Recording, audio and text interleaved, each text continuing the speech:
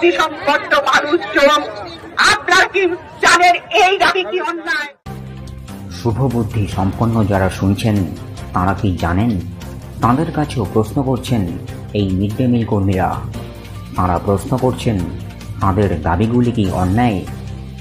কোন সব দাবি করছেন এই মিড ডে মিল কর্মীরা? বিভিন্ন দাবি রয়েছে তাদের। সেই সব দাবির মধ্যে রয়েছে সরকারি কর্মীর স্বীকৃতি এবং বেতন বৃদ্ধির বিষয়টিও। 10 মাস নয়, বছরের 12 মাসের জন্যই বেতন দাবি করছেন তাঁরা। তবে শুধুমাত্র তাঁদের বিষয়টিও নয়, মিড ডে মিল প্রকল্পে পড়ুয়াদের পুষ্টিকর খাবার দেওয়ার জন্য যথাযথ বরাদ্দ বৃদ্ধির দাবিও করছেন এই মিড ডে মিল কর্মীরা। এমনই বিভিন্ন দাবি আদায়ের লক্ষ্য নিয়ে আন্দোলনও করে চলেছেন তাঁরা। এই মিড ডে মিল কর্মীদের সংগঠন সারা বাংলা মিড ডে মিল কর্মী ইউনিয়নের তরফে গত 17 জুন নবান্ন অভিযানের কর্মসূচি নেওয়া হয়েছিল।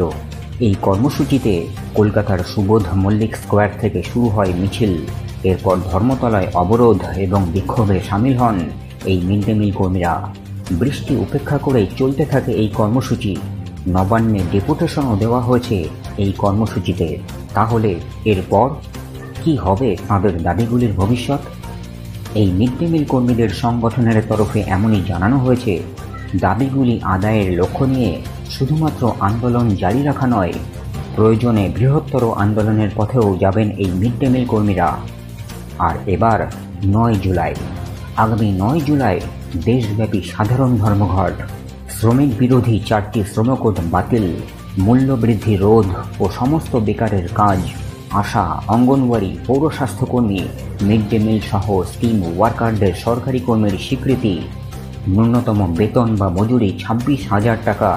এমনই সব দাবি আদায়ের লক্ষ্য নিয়ে শ্রমিক সংগঠন AIUTUC সহ 10টি কেন্দ্রীয় ট্রেড ইউনিয়ন এবং ফেডারেশন সমূহের ডাকে দেশব্যাপী এই সাধারণ ধর্মঘটের কর্মসূচি নেওয়া হয়েছিল গত 20 মে। এই সারা ভারত সাধারণ ধর্মঘটের দিন এখন পিছিয়ে করা হয়েছে আগামী 9 জুলাই। AIUTUCর তরফে এমনই জানানো হয়েছে, 9 জুলাইয়ের এই ধর্মঘটের জন্য প্রস্তুত মিড ডে মিল, আশা, অঙ্গনওয়াড়ি, পৌর স্বাস্থ্যকর্মী, স্কিম ওয়ার্কাররা। AIUTUCর তরফে এমনই জানানো হয়েছে, ন্যূনতম মজুরি বা বেতন হিসাবে প্রতি মাসে যে 26,000 টাকার কথা বলা হচ্ছে, এটা দাবি নয়। ন্যূনতম মজুরি বা বেতন হিসাবে প্রতি মাসে এই 26,000 টাকা আইন অনুযায়ী প্রাপ্য, সুপ্রিম কোর্টের রায় অনুযায়ী দেওয়ারও কথা। অথচ এখনও প্রতি মাসে এই 26,000 টাকার ধারে কাছেও নেই পশ্চিমবঙ্গের মিড ডে মিল, আশা, অঙ্গনওয়াড়ি, পৌর স্বাস্থ্যকর্মী, স্কিম ওয়ার্কারদের বেতন। এর থেকেও বড় বিষয়, পশ্চিমবঙ্গে এখন মাত্র 2,000 টাকা বেতন দেওয়া হয় মিড ডে মিল কর্মীদের। তাও বছরের 12 মাসের মধ্যে 2 মাসের বেতন দেওয়া হয় না।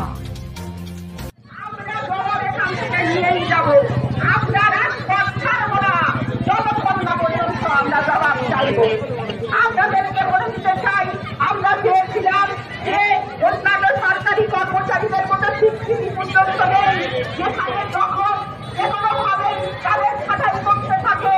আর সেখানে দাদারা, সেখানে আরো বড় বড় নেতারা নয় কথায় তাদের ছাঁটাই করতে করে দেয়। এরকম বিভিন্ন জায়গায় সরকারি নিয়ম থাকা অবস্থায় যে কোনো সরকারি স্কুলে এই মিড ডে মিল কর্মীদের কিন্তু ছাঁটাই করা চলবে না। এইটা কিন্তু আমাদের সরকারি নিয়ম, কিন্তু কোথাও এই সরকারি নিয়ম মানা হচ্ছে না। বিভিন্ন জায়গায় সেই সরকারি নিয়ম কিন্তু মানা হয় না। আমি আমার মা বোনেদের বলবো, এই দাবিগুলো কি অন্যায়? আপনারা যারা শুনছেন শুভবুদ্ধি সম্পন্ন মানুষজন, আপনারা কি জানেন এই দাবি কি অন্যায়? তাহলে এই জবাব আমাদের দিতে হবে। আমরা রাজপথ ছাড়ব না।